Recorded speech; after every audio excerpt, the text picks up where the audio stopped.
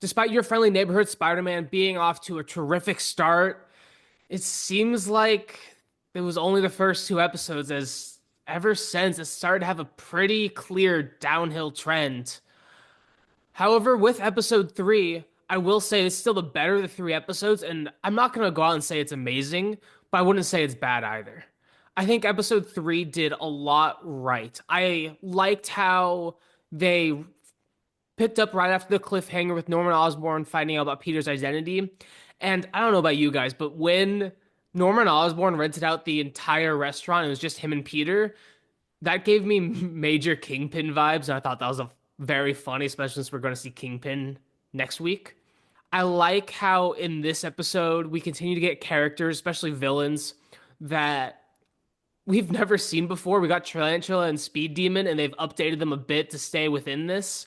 This kind of reminds me, I don't know if you guys have seen this, but My Adventures with Superman feels very similar to this, where they updated a lot of their old villains with tech just to get them to be in the show and be a little bit more updated. And I like that here. I think it makes a lot of sense, and I like that arc as it goes along with the city and what Norman and Peter are fighting against. And in this episode, there were a lot of things I think went right, and there are a lot of Easter eggs. And one thing I want to address is in this episode, we do get the Sokovia Accords, and that, as you guys very well know, superhumans have to be registered. But from the way that Norman talked about what his goal is to make the next generation of superheroes, I'm starting to think that we may not be getting the Green Goblin, but we may be getting Norman Osborn leading the Dark Avengers or the Thunderbolts, which I think could be pretty good and could play really well off of the Avengers, especially with what we know is going to eventually happen. I think that could be something that'd be a lot of fun to see. But odds are we still probably get Green Goblin at some point or the Goblin. I like how Peter tried to retain his autonomy and just tried to be himself and not be with a team. I think that fit really well in trying to resist Norman Osborn before eventually going back to him, as he has to fight some of these people, as he is extremely inexperienced. He's been Spider-Man for what, 3 months maybe? And having Norman in his corner would definitely help. I don't think there's really anything bad about this episode. It just wasn't as captivating as the first two. And I still really much enjoy the Lonnie subplot as well. I'm really enjoying his arc as well. He's one of my favorite characters. I'm really digging the Lonnie part. You know, him being this high school athlete, friend to Peter, has got a cute girlfriend, but he's got all this other shit that's going on, the whole stuff with the gang, him having to, you know, step up for his brother. He's only really in this mess because of his brother. And I like that because that's a very normal family dynamic. But then we switch back to the Peter and Norman stuff, and it just like too much was going on. I like seeing Peter. I like seeing how, you know, he handles his life as a superhero and as a high school kid, but it just didn't really do it for me. I'm hoping that next week is much better. And like I said, I mean, episode four wasn't much better. Episode three really is the better one after, out of the three episodes that we saw today. And episode four, there's more of the, you know, Parker Osborn dynamic. Uh, Peter eventually ends up, because of who he's running into now as villains, he ends up going back to Norman and taking his offer. And they go through these like weird phase where they test out different suits. That first suit that he tests out, They all I sucked. fuck I that one was the worst. I think the first one was the worst. It takes me back kind of like to the Incredibles where what's her name's like no capes. He gets stuck on a fucking on his cape like as soon as he tries to intimidate these stupid thugs. And I didn't think they were gonna do that, but when the thugs grabbed crap to beat him with, I laughed my ass off. And I just thought that was funny because that's what would happen if any one of us actually was like, yeah, I'm just gonna throw on a superhero costume. I'm just gonna go out there and fight crime. You're gonna get the shit kicked out of you. And I thought that was hilarious because, again, as Griff said, Peter's been doing this 3 or 4 months now. And the fact that he goes on and puts on this stupid fucking costume, and when he tries to leap down and like land, he does that, tries to do that stupid ass superhero landing and his cape gets stuck. Dude, those guys, not only does his cape get stuck, he like gets wrapped around like a damn tamale. And those thugs, they could have left. They could have just been like, fuck this guy. This guy's a moron. They were like, no, you know what? You ruined He deserved it. our, yeah, now you're getting your ass kicked. One of them grabs a stick. The other guy grabs like some big ass bar and they just proceed to beat the crap out of him. I thought that was hilarious. Because even Peter's like, hey, is that stuff for you guys to help me get down from? Nah, it's to beat the shit out of you for being a douche. I thought that was fucking hilarious. The suits he tries on are stupid. I agree with Peter and Harry. To me, Spider-Man should be wearing red and blue. That's just Absolutely. it's vivid. It's even the color of the fucking spider that bit him. Um, I don't like the suit. This I don't like any of the suits he tries on, but particularly the white. Just to see Spider-Man and white and like gray and black is I get it, comics, whatever, but it's weird. I'd rather him have his stupid ass hoodie and his weird jersey than the shit he's wearing now. But I think it's funny that he goes to every time there's a failed suit, he goes to Norman and he's like, "Yeah, this isn't gonna work." But that first one, God, that shit was awful. And then that black one where he scares the crap out of this kid, and then Norman has he's thinking like a businessman, like a tycoon, designs and stuff like that. He's like, yeah, we'll just put a smiley face on it. He's like, no, that shit will make it worse, dude. It's all black. It's creepy looking as fuck. It's got like claws on it. Imagine that with a smiley face if you're a kid. And even Peter's like, nah, that's not gonna work, man. It's creepy. I thought that was funny, the dynamic between them, and they kept going back to the Lonnie situation. Um, but it wasn't as great as what we saw before. Yeah, as Edward said, suits weren't great. I think it would have been a lot better if they condensed it to a montage, just because seeing each individual suit really wasn't needed. And it kind of dragged out, made it a bit boring. The Future Foundation suit was the best one out of them, but yeah, it is. It's not great. It's definitely not great in this situation. I'm really looking forward to him getting back to red and blue, which we know he's going to. I am happy Absolutely. that they included Octavius. I think it makes a lot of sense for his introduction. I mean, you have the eight-sided shape, the octagon, on all the weapons, and of course it's gonna be Otto Octavius. I mean, it's even the shape of Absolutely. two O's. It just makes sense. Very happy with it. I'm wondering if his assistant's Arcade, but I'm not 100% sold on that. And this is where I start to get a lot of issues with this show, is with this episode in particular. As you guys know about Spider-Man, his secret identity is his most closely guarded thing. Sure, Norman finding out, it makes sense. Secret cameras, I get it. But Spider Man checks every goddamn room before he walks into it, even his own bedroom where he lives. He makes sure there's no one in there before he enters, before he takes off his mask, because Spider Sense warns him. The fact that Harry Osborn found out because Spider Man was a fucking moron was awful. I don't like that Harry found out. I would much rather Peter told someone out of necessity, or that it was his choice to tell him. This feels a lot more forced by the writers instead of it naturally happening.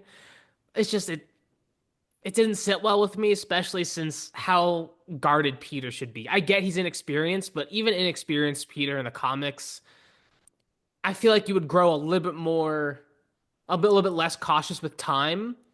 You should be more cautious now. It just doesn't make any sense.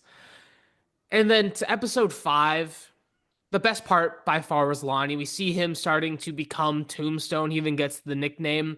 And I know in our first review for this, I said that I hope Lonnie doesn't become Tombstone and they end up changing it. But with the story they've crafted, I'm really digging him becoming Tombstone. I think it makes a lot of sense. And I think becoming a little bit more of a sympathetic villain. I'm really looking forward to seeing how that progresses, as I greatly enjoy it. And I there's just a lot of things that bugged me in this episode. I don't like Harry. I don't like him as a character at all. Even in the MCU, I do not like it when Spider-Man works with a team or when he has this guy at a chair or man at the desk. I never like it. I like Spider-Man working by himself because that's who Spider-Man is. I think plays a lot more into the character. It's a lot more relatable for people because sometimes we are alone in all of this. We need to solve our problems ourselves instead of hey, let me upload this GPS so you know how to get there. Like we just I don't like it. I don't like that it kind of just made Harry just Ned from the MCU instead of just making it fucking Ned or just not having it. I don't like Harry here. It's nice that we got to see Luna Snow.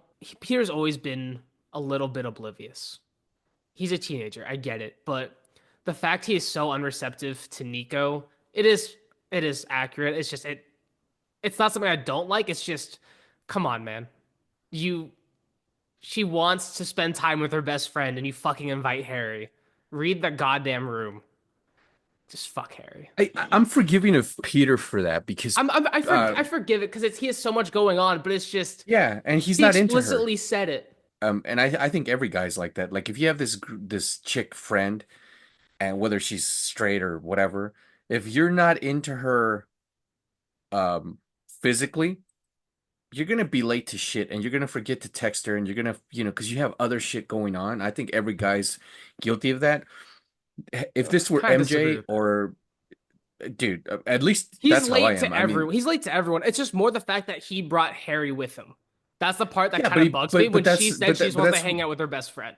what I'm trying to defend. So he brought Harry because Peter's absent-minded in every iteration. Yeah. Whether he's into the chick or not, he's absent-minded because, as Griff said, he's got school, he's got his Aunt May, he's got a stack of fucking overdue bills on the you know coffee table. He's got this internship, and then he's a fucking superhero. And this is, I really do believe that it's the fact that he's not really into her. Because if it was MJ or Gwen, he would make a point to, okay, I have to remember this. He may or No, may I not be wouldn't. late, He'd be but late every yeah, time. yeah, but he wouldn't bring Harry or anyone else because he's trying to spend time with that girl. The fact that he's not physically invested in this chick is like, he was like, oh, well, especially when Harry was like, oh, I don't really have friends and I'm homeschooled and blah, blah, blah. So Peter, he was able to feel empathy for him and be like, hey, do you want to tag along? Because you're giving me a ride. I get the And empathy he, reason a lot more than the other reasons you're going with. well, he never stopped to think about her because in that moment he was only focused. And I'm telling you, you could ask any dude, guys, hit us up in the comments. If you're not physically attracted to a chick, there's a part of your brain that switches shit off and you don't care. I'm telling you, every girl that I've been friends with that I've not been physically attractive, they've like, dude, I sent you a message and you didn't respond. I forgot. I forgot. I didn't mean to forget, but I forgot. And it's because I wasn't physically attracted to the chick. When I have been, and I've been single, of course, um, I've made it a point, and every guy has made it a point, because what's going to happen if you don't text back or if you show up with a friend? You're going to miss out on your chance of being with that chick that you're attracted to. And since Peter doesn't care about that part, and on top of that, he's absent-minded, he's a superhero, he's going to school, he's doing all this other shit, it just piles up on him. I'll defend that part on him. Is it dickish? Yes, it is. But it's within dudes' DNAs. Are there guys like perhaps Griff who make a point to, yeah, I'm gonna text you back? Sure, at 100%. But 97% of us dudes, if we're not physically, ladies, if we're not texting you back, if we're showing up to a dinner or a movie with a friend, it's because we're not physically attracted to you. That's how you know. 100%. I agree with Griff. I don't like Peter. I mean, Harry's fucking design. He looks like Well, the Will design's Smith's. fine. I'm fine with that. It's just the I hate character his design. sucks. He looks like fucking a mixture of Prince and both of Will Smith's children, the girl and the boy. He looks like they took Prince, those two fucking weird ass kids, put them in a blender, and that's your Harry Osborn design. I don't mind Harry knowing uh Peter's identity, but I do hate how he came to know Peter's identity. I thought it was stupid because that's everything Griff said. Key point, spider sense. He would have, oh shit, someone else other than Mr. Osborn's in that room. He wouldn't have walked in there like a dickhead and removed his helmet. I mean, his mask. That I thought was stupid. I get it. Weak point from the writers. Um, I do like Harry's friendship with Peter slowly developing because it's not like, oh shit, yeah, we're just the best of friends. They're not there yet. Yeah. Even Peter didn't want him to be his desk boy. I hate that fucking. I hated it with Ned in the MCU. He was like, "Oh yeah, I'm your desk guy," because of everything Griffin said. He made the points land so well. I don't need to repeat them, but I don't need Peter Parker to have Spider-Man to have a fucking sidekick. I need him out there, you know, solving crime, beating bad guys up by himself. I don't need someone back there being like, "Oh, turn left on Broadway." Fuck that noise. Um, do I like to see Spider-Man team ups? Sure. I like to see him with Daredevil. I like to see Next him, episode. with hell yeah. I like to see him with the Fantastic Four. I like to see him with the X-Men. But that doesn't mean they fucking work together, or they send each other text messages, or like send each other villain locations and things like that. It's like I don't need someone telling Spider-Man, I think it's the helmet, dude. He's a genius level intellect. He has a genius level intellect. He builds web shooters, his own web shooters. No one told him how to do that. No, someone with that level of IQ doesn't need someone in the desk to be like, "Oh, I think it's the helmet, man. I think that's how you beat the villain." No shit, I I Sherlock. ne I never needed anyone like that when I was playing fucking Zelda. So, and those are hard Fuck games. Navi. So yeah, exactly. So I just that part I agree with Griff. I don't need it. Um, and this episode was a lot of that. And I enjoyed more of the Lonnie stuff. Yeah. And so when I enjoy a subplot character more than the main character, or what's going on with the main character's arc, that, well, at least to me, that's not awesome. But Yeah. hopefully next week we'll get Daredevil and Kingpin. So Yeah. please don't let me down. They just need to get back to what makes Spider-Man Spider-Man. We know he's going to go back to be on his own soon, but there's just so many characters, and I don't get why they're focusing on the new characters introducing. We have a whole cast of characters that are completely new to Spider-Man that most people don't know of. So why aren't we focusing on them? I just, I don't get it. I don't get why Nico and Pearl are being pushed aside when I'm really excited for their origins to come up. Thank you so much for watching. If you enjoyed this video, go check out our episode 1 and 2 review of Your Friendly Neighborhood Spider-Man. Thank you so much for watching, and please leave a like and subscribe if you enjoy our content. Take care, guys.